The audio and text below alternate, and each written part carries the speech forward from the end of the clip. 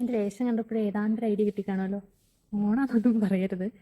ഇന്ന് കേരളപ്പിറവിയാണ്. നമ്മൾ ചരിത്രം എടുത്ത് നോക്കുകയാണെങ്കിൽ അറിയാം 1920കളിലൊക്കെ തന്നെ കേരള സംസ്ഥാന രൂപീകരണത്തെക്കുറിച്ചുള്ള ചർച്ചകളൊക്കെ നടക്കുന്നുണ്ട്.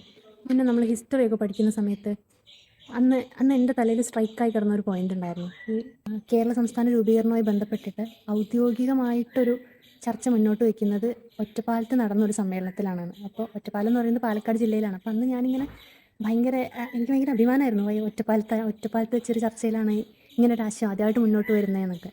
പിന്നീട് 56-ലാണ് ഔദ്യോഗികമായിട്ട് ഇങ്ങനെ സംസ്ഥാനം ഭാഷാടിസ്ഥാനത്തിൽ മലയാളം സംസാരിക്കുന്ന ആളുകളെ ഒന്നിപ്പിച്ചുകൊണ്ടുള്ള ഒരു സംസ്ഥാനമായിട്ട് രൂപീകരിക്കുന്നത്.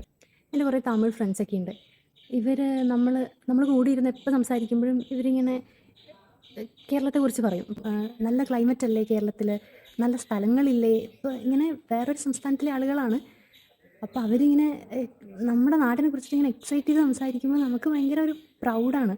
ശരിക്കും പറയുകയാണെങ്കിലേ വികസനം മുന്നോട്ട് വന്നപ്പോൾ നമുക്ക് നമ്മുടെ പൈതൃകം നഷ്ടമായിക്കൊണ്ടിരിക്കുന്നില്ലേ? നമ്മുടെ സംസ്കാരങ്ങളാണെങ്കിലും നമ്മുടെ കാഴ്ചപ്പാടാണെങ്കിലും പഴമയിറങ്ങുന്ന മണ്ണാണെങ്കിലും വികസനം നമുക്ക് വേണം, പക്ഷേ നമുക്ക് നമ്മുടെ പൈതൃകം വേണം അല്ലേ?